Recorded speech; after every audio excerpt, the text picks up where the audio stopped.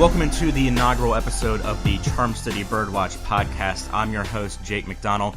You can follow us out all over social media on Facebook, Twitter, and Instagram, and check us out at charmcitybirdwatch.com. I'll put the links down to all of our social media tabs in the description. You can also go on to our website, charmcitybirdwatch.com, and go find our social media accounts there. But today on the first episode of Charm City Birdwatch, a lot's happened over the past few days, not with just the Ravens, but in the NFL in general, with the Ravens having locker clean-out yesterday after not making the playoffs, or on Monday, I should say. John Harbaugh addressing the media on Tuesday, and then 8 teams this weekend are getting ready to play some wildcard games. So to break everything down here, I have WNST Ravens and Orioles beat writer Luke Jones joining me. Now, Luke was out at the Ravens Under Armour Performance Center on Monday and Tuesday, with the Ravens having locker cleanup Monday and the media Tuesday. Harbaugh kind of addressed the media yesterday, and when there was some change expected to be made with not making the playoffs again this year, especially the struggles on offense, which really struggled all season, with the exception being the Miami Dolphins game.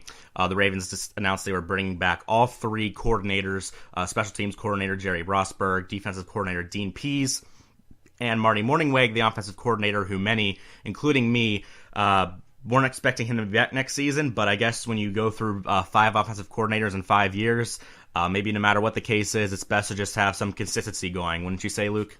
Well, I mean, there's certainly that argument to be made. And, I mean, first of all, I wasn't surprised whatsoever about Jerry Rossberg or Dean Pease coming back. I know the defense struggled at the very end of the season, but I think you still looked at the talent level there. You looked at the state of the secondary with no Jimmy Smith, and not that you excuse the struggles at the end of the year for the defense, but you understand them a little bit more. But I'm with you, Jake, in that I expected a change to be made at offensive coordinator. I think Marty Mornhinweg, in fairness to him, was put in a difficult spot. I mean, the reality is when you change offensive coordinators 5 games into the season, it shows that, one, you're not playing well that everyone's seeing on Sunday, but it shows that there's a mess behind the scenes. And it was very clear. Well, Mark Trestman is a good man and was respected as a person around the building. It's clear that he wasn't a good fit for Joe Flacco in this offense. And I think that started to become pretty clear last year. But Flacco, of course, with the ACL injury, that complicated things. They decided to go the continuity route there. You know, with Mornhinweg, the offense improved a little bit. They did score about 4 more points per game. The running game continued to be a major concern, and you know, that's got to be something that they have to address. They have to fix that. They have to run the ball more, and more importantly, they need to run the ball more effectively. I mean, they averaged just shy of 4 yards per carry, and you know, they came in the kind of the bottom third of the league in that department. You got to be better running the football if you want to run the football more. So that's clearly going to be something that's going to be a focus. Mornhinweg did not run the ball a whole lot with the Ravens here in 2016, but he has had some successful running games in the past, going back to his days in Philadelphia. So I'm skeptical of it. I understand John Harbaugh's rationale with the continuity factor. There's a thought that Marty Mornhinweg can run a version of the West Coast offense more in line with what Gary Kubiak did with the Ravens a couple years ago, which was a very cut and dry, I don't know, simplistic as much as structured version of that offense, in which it gave Joe Flacco very clear parameters in which he could work, whereas Mark Trestman's system was a little more conceptual, a little more, there were more layers to it, more interpretation, and I think that's not what Joe Flacco does best. I think anyone who's watched him play over the course of his career knows that he's a guy that works best when things are more simplified. I think the way that he works in the 2-minute offense is a perfect example of that. So I hear the rationale. I understand the rationale. It's not the way I would have gone. However, you know, the names that are out there, you know, from what I understand, Norv Turner might be done coaching, so I don't know if that was a reality. You know, Mike McCoy would have been a return to more of a Cam Cameron-like system with Air Coryell. So was there a blue-chip candidate out there that was going to be able to work miracles with this offense? Probably not. You know, Gary Kubiak, if he had just wanted to stop being a head coach and still wanted to coach, I think there was a good possibility he could have been returned to Baltimore, quite frankly. But if it wasn't going to be him, I'm not saying these other guys wouldn't do a better job than Marty Mornhinweg, but I'm not convinced that they'd be markedly better. So maybe you do preach a little more continuity in that regard and then go out there and try to make some additions to this offense, which they're going to need to do this offseason. Yeah, and certainly I'm kind of wondering how much of a hand quarterback Joe Flacco had in this, with him being through 5 offensive coordinators in 5 seasons, if he would just prefer to have stayed in the same system. But at the same time, ever since Gary Kubiak left, and Ryan Dennison, who was so good with working with Joe Flacco and his footwork, we've seen really in the past 2 seasons a significant decline in Flacco's footwork and his decision-making, going with the constant checkdowns, not saying he didn't with Kubiak. But over the past 2 seasons, yes, the ACL injury did put a damper on him, trying to make improvements and building off that previous season in 2014. But what I've seen from Joe over the past 2 seasons, I'm getting a little concerned about him entering his 10th season, making the same mechanical mistakes and decisions he's made, for a better part of his career now. And, with Mornhinweg coming back in the same system, I don't know if I see an identity or a direction in this offense, which I know was a big question at the end of the season. Yeah, I think that's a fair point, and I'm with you. I mean, I've been a big Joe Flacco guy over the years, and look, he's never been a legitimate elite quarterback. He's played at that level for some stretches of his career, but overall, he hasn't been that guy. He's not going to be that guy. I mean, he's going into year 10.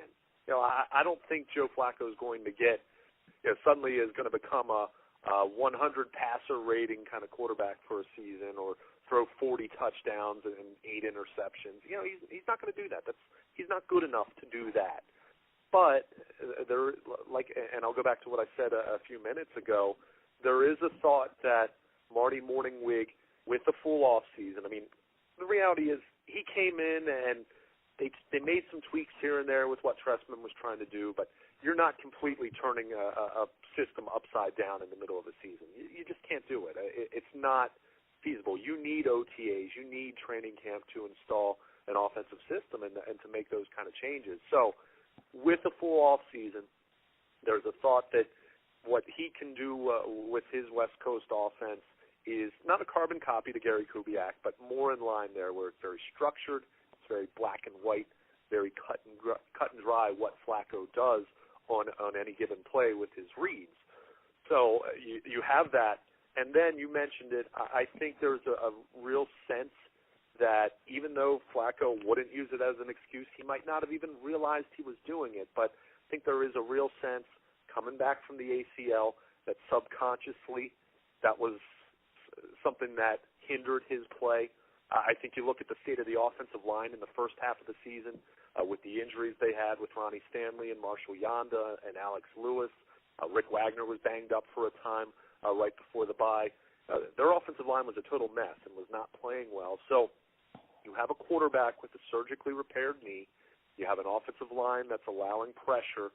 I think that set up Flacco to develop some really bad habits, and I think he started going through his progressions way too quickly, wasn't allowing plays to develop, was getting rid of the ball way too quickly at times, at other times maybe holding the ball too long, and his footwork suffered. So, I mean, there's something to be said that, can a new coach come in and fix those things?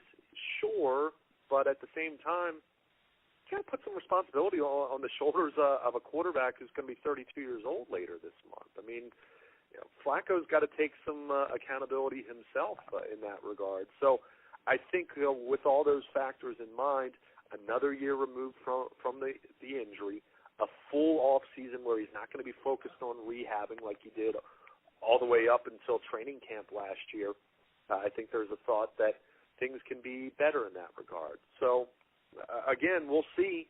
I think the reasoning is, it's rational, even though I'm not sure I would have gone that direction. But at the same time, Harbaugh made the point on Tuesday, and I think it's fair to say, look, I don't make this kind of a decision. I don't take that lightly. We're not just sitting here trying to say we're going to make a change that makes fans happy in January or February, And the thought is you want to be pleased with your football team that you build come the fall and winter. So I think that's a fair point. Mornhinweg, I don't think he's the worst offensive coordinator in the NFL. I don't think he's the best either. But I think if they can hone in on what it's going to take to get Joe Flacco playing at a higher level, and clearly they need offensive line stability. They probably need to upgrade at center, and they need to get the running game much more effective and just running more frequently. I think those things can help if Flacco addresses some of his own issues. And you'd like to see him get together with some of his young receivers like Brashad Perriman in the offseason. I know that's something that a lot of people have talked about over the years. For the longest time, I didn't think that really mattered, but maybe it can help a little bit. I'm not saying it's the end-all, be-all for winning in the fall, but I don't see any downside to doing that. So we'll see. It's clear that John Harbaugh, he's putting the heat on his shoulders. This offense is going to have the same offensive coordinator. From what we understand to this point, there aren't going to be any major changes among the other coaching, the other position coaches. So, he's putting the heat on himself. If this offense comes out and flounders once again, is highly ineffective once again, then all the heat's on him, and he very well might pay the price with losing his job if things don't turn around in 2017.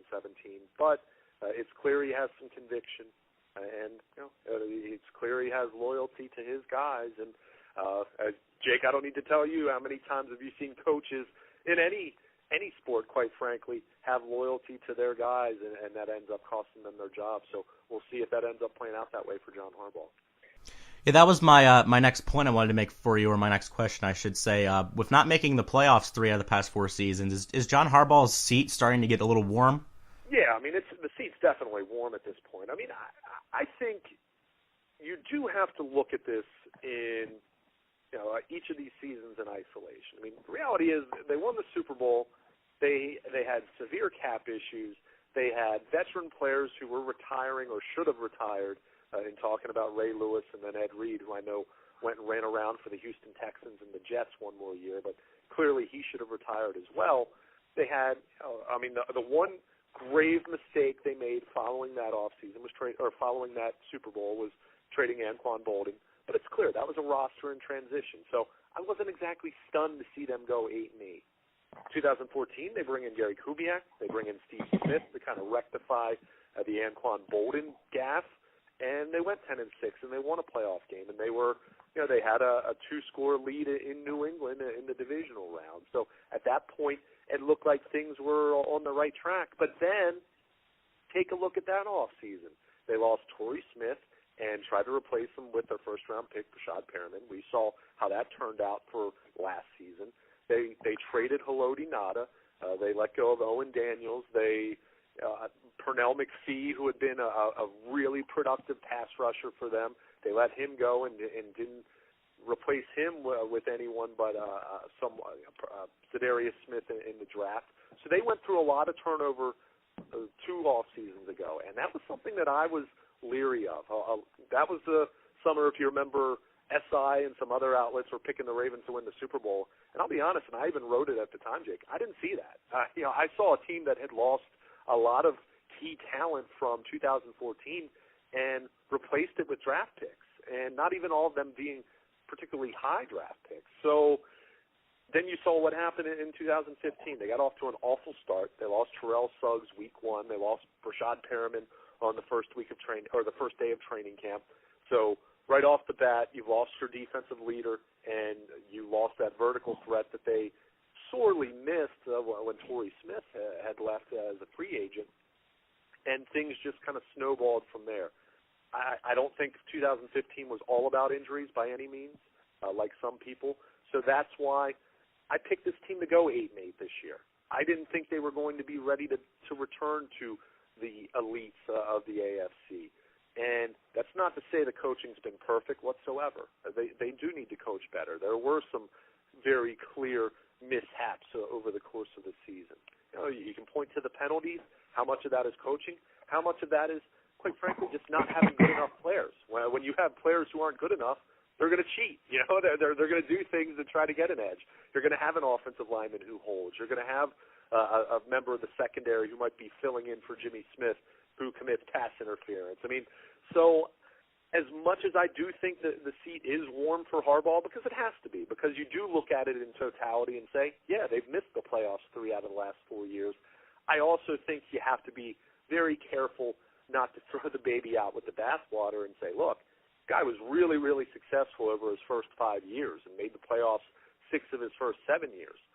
He didn't become an idiot overnight. You know, it doesn't work that way. In the same way that while I think some heat should be on Ozzie Newsome for some lackluster drafts in recent years and some contracts that haven't worked out and you know, just some free agent signings that had minimal impact, I'm also fully acknowledging he's a Hall of Fame executive. So, you know, the heat should be up because this team hasn't been as successful over the last 3 or 4 years. At the same time, they haven't completely collapsed.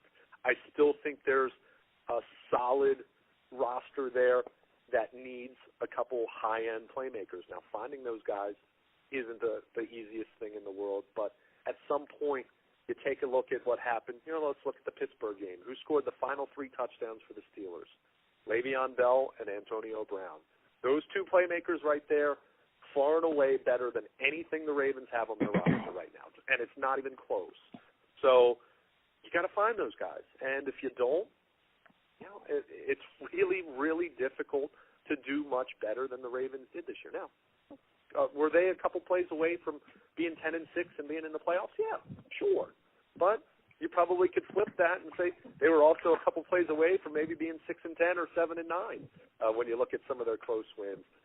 Point is, you need a couple high-end playmakers, really on either side of the ball. That those are the guys that make the difference in close games. I mean, the NFL, there's a lot of parity. We know that. You know, that for every truly great or elite team you have and truly awful team you have, you've got a bunch of teams that are just stuck in the middle. You know, and some of those teams end up making the playoffs, and other teams don't make the playoffs. I mean, right now, if you ask me if the Ravens are at least as good as the Houston Texans, I'm going to tell you, yeah, probably they are. So, you know, but it speaks to the parity. It speaks to how very razor thin that margin for error is. And if you find a couple playmakers, those guys cover up a lot of deficiencies. Think about how Ray Rice in his prime, this wasn't a great offense in 2008 through 2012, but they had a dynamic playmaker at the running back position, and he covered up some of those deficiencies. You know, Antonio Brown covers up the fact that Pittsburgh made a really questionable play call at the goal line and could have been stuffed and had their, you know, they could have lost, and the Ravens could have been the ones playing for a division title the following week. So, you know, those playmakers, they erase a lot of errors. They overcome a lot of your deficiencies, and no roster's perfect, but you need those guys at the high end of the roster to make the difference. And I don't see enough of those guys for the Baltimore Ravens right now to really feel like this team's on the cusp of, you know, breaking through the glass ceiling and getting back into that serious contender discussion.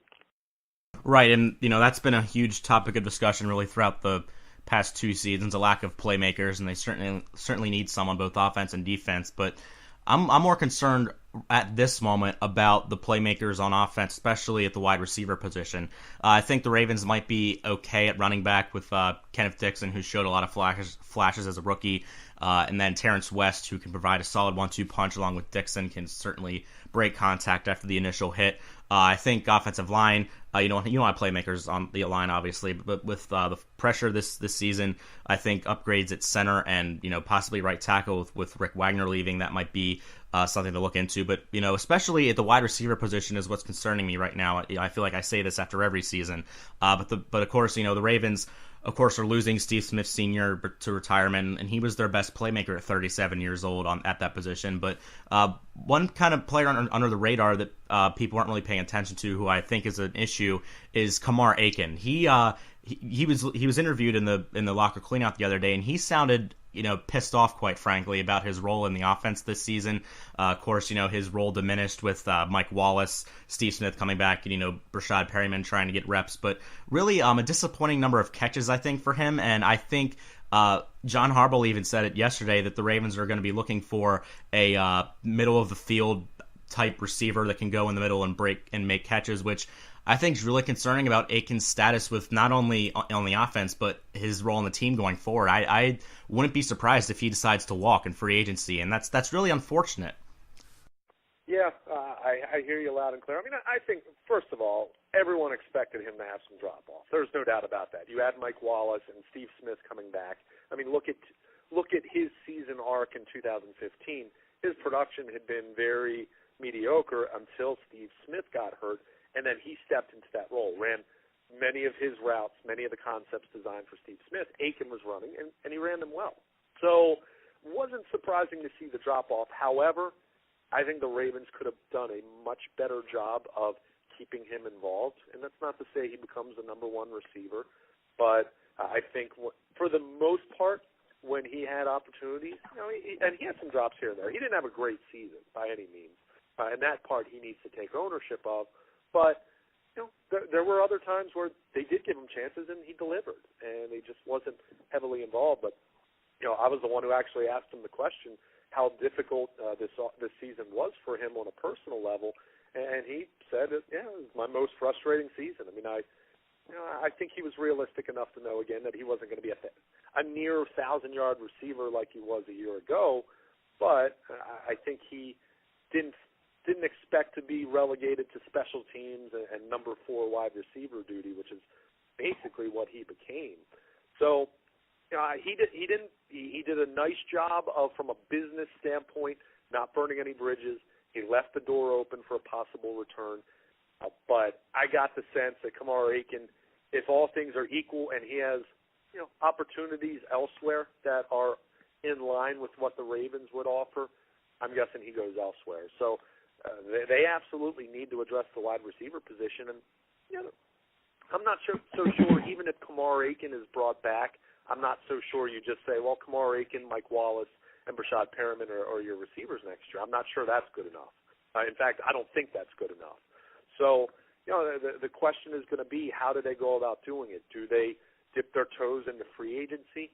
I think a guy that, even though I'm not convinced he definitely even gets to the market or will be in their price range, I think a guy like Pierre Garçon would be perfect for this offense, a guy who is more of an intermediate route runner, can pick up some yards after the catch. He's a high-character guy. I believe he's the Redskins' Walter Payton Man of the Year candidate this year. He has some local business ventures, so going from D.C. to Baltimore would be a smooth transition there.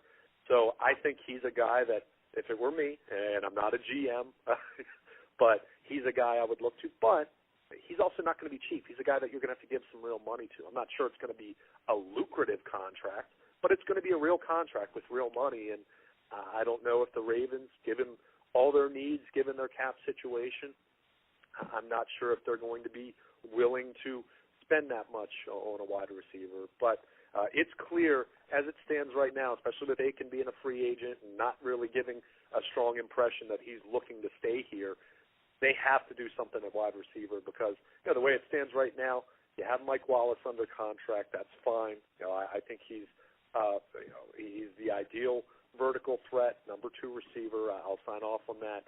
Perriman, I think with a healthy offseason, you can expect to make improvements, but did not seem near enough to think that he's suddenly going to step into a number 1 wide receiver role. He's got to prove he can do that.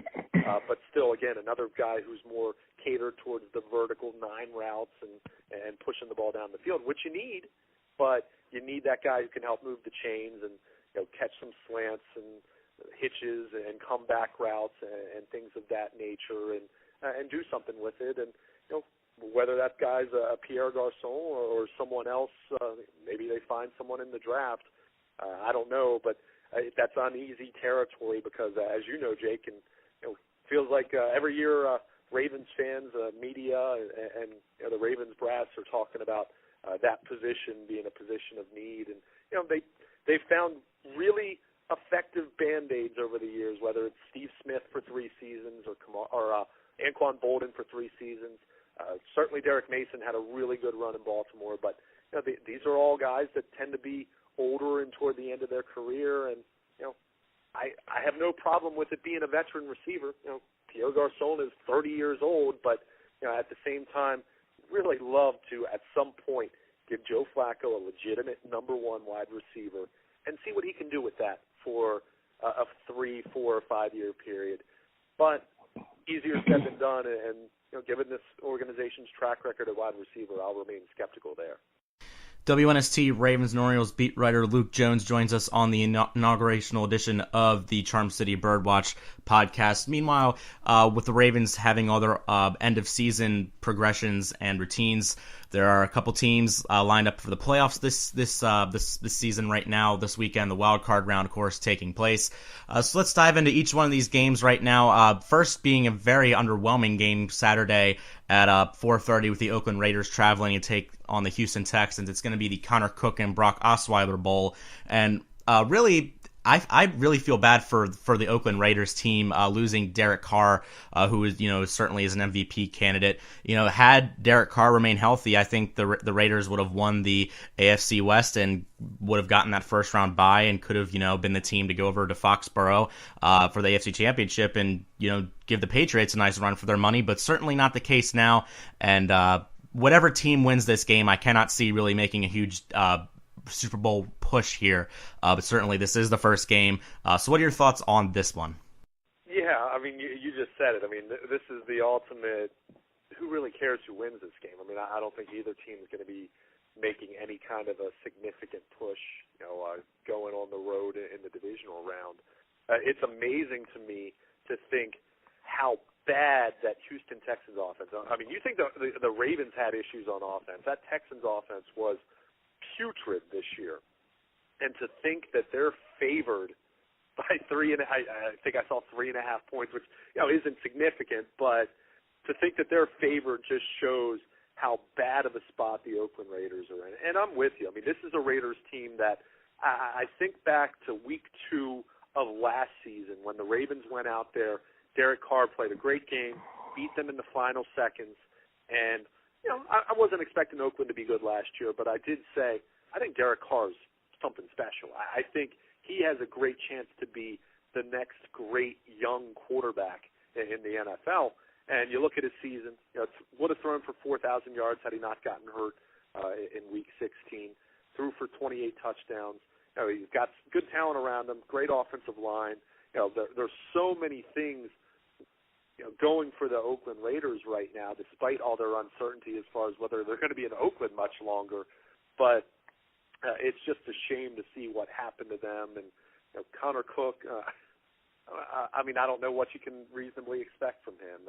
I don't know if you could have reasonably expected anything from Matt McGloin. So it's a darn shame what's happened to the Raiders, and they still could go and win in Houston. I don't know. I mean, I don't think that Texans team is any good whatsoever either. So whoever wins this, and I still kind of feel like it could be a coin flip, I'll go with Houston because they do have a good defense and they're playing at home. But this is absolutely an underwhelming affair, and you're right. Whoever wins, I don't see them making any noise whatsoever in the following round.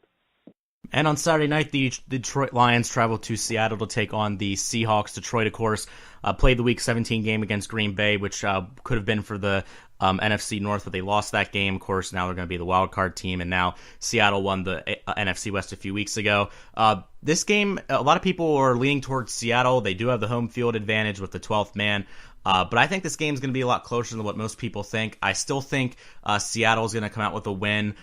Really comes down to really Matt Stafford's finger injury. Ever since he suffered that injury to his middle finger on his throwing hand, he's kind of had a not necessarily a down spiral. Really hasn't been effective as he was previously.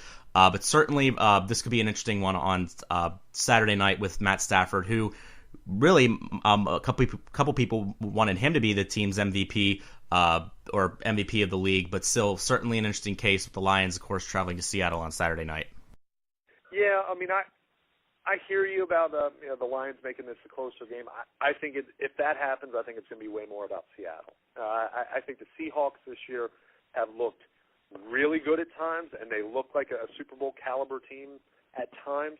And then other times they look like a team that you wonder if they're going to make the playoffs. They've just been very up and down, very hot and cold. Certainly losing Earl Thomas has impacted that defense in a way that you don't have quite as much fear for the Legion of Boom, and even Richard Sherman maybe not playing at the same level he did a couple years ago, but they're playing at home. This is a Lions team, as you mentioned, since the finger injury for Stafford. He hasn't been quite as precise, and you need to be precise against the Seattle defense when you're playing there. It's a tough place to play. I don't think Detroit's in a good spot whatsoever, having lost 3 straight to close the season. I wouldn't be shocked if it's a close game, but at this point, I have a hard time believing Detroit's going to go to Seattle and really seriously threaten the Seahawks in their home stadium. Yeah, certainly without a lack of a run game, it's going to be hard for Matt Stafford with the injured finger to go up against that vaunting Seattle defense. But hey, Seattle's offensive line has been pretty disappointing and terrible, quite frankly, to put it all season. So we'll see how that plays out. So moving on to Sunday, our good old friends in Pittsburgh, the Steelers, are going to be taking on the Dolphins. These teams played in Week 6. Of course, the Dolphins really steamrolled the Steelers, to be quite honest, 30-15. I believe that was the game where Roethlisberger injured his meniscus. Jay Ajayi ran for over 200 yards, but this time that game was in Miami. This one's in Pittsburgh, and of course Miami is going to be without Ryan Tannehill at quarterback, and we'll be playing Matt Moore, who I think is one of the better backup quarterbacks in the NFL and certainly has played really good football for the Dolphins over the past few weeks, with the exception of the New England game last week. Gonna be a difficult task for Miami, especially being in Pittsburgh without Ryan Tannehill. But hey, with their production they got from Jay Ajayi all season, especially against Pittsburgh's defense, who has improved since that point. This game, I think, with Roethlisberger's postseason playoff experience, I think it's kind of hard to pick the Dolphins in this one. Yeah, I don't give them much of a chance. I kind of look at them in this one very similarly to how I look at Detroit going to Seattle.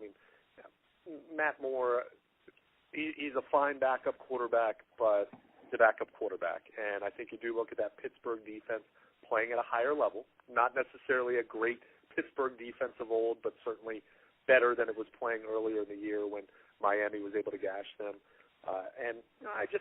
There's something about the Dolphins. I give them credit, and I think Adam Gase has done a great job in his first year, and he absolutely is a guy who should be, if not the coach of the year, he should be up in that serious discussion. But there's still something in the Dolphins' DNA that just makes me not really believe in them. I give them credit because they did bounce back from the absolute whooping that the Ravens put on them, that 38-6 final when they were coming off. Miami was coming off of a long winning streak at that point. I believe they had won 6 in a row when they came into Baltimore in early December. But since then they beat the Cardinals at home. Good for them. And then they won at the Jets and at the Bills, 2 non-playoff teams. Give them credit. They got it done, but nothing about that really screams to me that this team's on the cusp of making a run, especially having their starting quarterback out. Even though I'm not a big Ryan Tannehill guy anyway, they got steamrolled by Miami in Week 17, and I think Pittsburgh is that team that if someone's going to challenge New England in the AFC, it's probably going to be Pittsburgh. So I like the Steelers in this one to win fairly comfortably. I don't think this is a great Steelers team, but I think it's a Steelers team playing with a lot of confidence right now, and I don't think this is a Miami team that has the horses to go in the Heinz Field and win a playoff game. Good for the Dolphins, again, getting back to the postseason after a long drought, but I still don't see the toughness and the fortitude in that team to be able to do what it takes to win on the road, especially playing a backup quarterback. The last wild card game of the weekend will be Sunday at 4:30 with the Giants taking on the Packers at Lambeau Field. It seems like every time the Giants make the playoffs, it's won a wild card team, even though they did win the division in their 2011 run. And two, they always seem to go up through Lambeau Field and give the Packers a run for their money. This certainly is the game of the week to me. A lot of people are going with the Packers because of home field advantage and with Aaron Rodgers, but I don't think people should sleep on the Giants either, just based on their playoff history. Of course, their defense has been one of the best in the NFL all season, and the Packers' secondary has been susceptible all season, and I think with the Giants' passing attack, their vertical attack, they could do some damage if Eli Manning doesn't make any mistakes. But this definitely is a game of the week. I think it's going to be a classic, very close game, could be a shootout, with Aaron Rodgers going up against the Giants' defense, but certainly very intrigued about this game, and I'm really excited to watch it. Oh, I'm definitely excited for this one. And you just named the guy that's the big factor here, and to me, it's not Aaron Rodgers. It's what Eli Manning shows up. We talk so much about Joe Flacco in this town. Eli Manning, very similar in a lot of ways. Doesn't put up overwhelming regular season statistics. Wasn't a great year. I know Manning eclipsed 4,000 yards, but certainly didn't have a great season. That Giants defense has played really, really tough. But if they're going to go to Lambeau and win, the playoff version of Eli Manning needs to show up. And he's got weapons, but they haven't had a running game all year. Rashad Jennings or whoever they've run the ball with, it just hasn't worked. And it's going to be on Eli's shoulders. If he can kind of go toe-to-toe with Aaron Rodgers at the level that Rodgers is playing right now, which is a lot to ask, but hey, you're going to win in the postseason. It's what you got to do. If he can do that, I could see an epic kind of playoff game at Lambeau Field materializing. But this is a Giants offense that has not played particularly well. Look at their last four games. I think they beat the Cowboys 10-7. They scored 17 in a win over the Lions. They lost to the Eagles with I think they managed 19, 20 points in that game, and they scored 19 points against Washington. So it's not as though this has been an offensive juggernaut by any means. So the question is, can they go to Green Bay and can they play at a high enough level offensively to not hang their defense out to dry? Their defense will get some stops, but we know that Packers offense is playing at a really high level right now. And if you're going to just beyond the history of this rivalry, so to speak, and what the Giants have been able to do there in the past, it's going to come down to, can Eli Manning turn it on as he's been able to do in 2007, 2011. We'll see if he does it this year. If he doesn't, then, I wouldn't be shocked to see Green Bay win by 10 points or 13 points and win comfortably. But of these four games, I do think this one, I could see the Oakland-Houston game maybe being the closest, but I don't think the quality of that game is going to be anything remotely entertaining. But this one, to me, has the most potential to be the game of Wild Card Weekend, no doubt. Certainly could be with Eli Manning. Once again, will he turn on playoff mode, much like Joe Flacco in the playoff mode in the past? He was able to do it in 07 and 11. Question is, will he be able to do it again this year, 5 years later, on the way to a Giants, another possible deep playoff run? Once again, WNST of Ravens and Orioles beat writer Luke Jones. Luke, I want to thank you for joining me today, and best of luck going forward with the Ravens offseason beginning, and then, of course, playoff football this weekend. And it won't be too long before those birds in orange and black start having pitchers and catchers report down in Sarasota. So certainly going to be an interesting couple of months here, and best of luck covering it all at WNST.net. Thanks a lot, Jake. I appreciate that. Happy New Year to you. Once again, WNST Ravens and Orioles beat writer Luke Jones. Check him out on Twitter at Baltimore Luke, and all of his articles at WNST.net. I want to thank you for joining me on this first episode of the Charm City Birdwatch podcast. I'm your host, Jake McDonald, and like I said before, be sure to go to CharmCityBirdwatch.com and check us out as we get this new Baltimore sports blog started, and check us out on social media on Instagram at Charm City Birdwatch, at Charm City BW on Twitter, and Facebook.com/Charm City Birdwatch. Be sure to like us, share, and tell all your friends, family, coworkers, whatever about us. Anyone interested in following Baltimore sports, this is a place to go. CharmCityBirdwatch.com.